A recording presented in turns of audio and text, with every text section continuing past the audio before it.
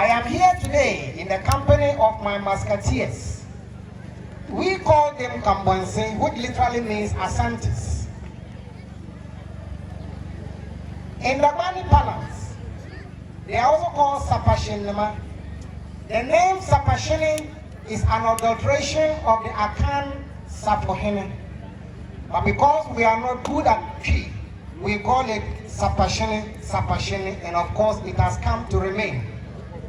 Nana, it is not by chance that when you go to Dagbon, you will see people called Pami, Enim, Bwedu, we call it Bwaro, Damankong, which is Adomakong. All these names goes a long way to show how united our unity and our cultural identity.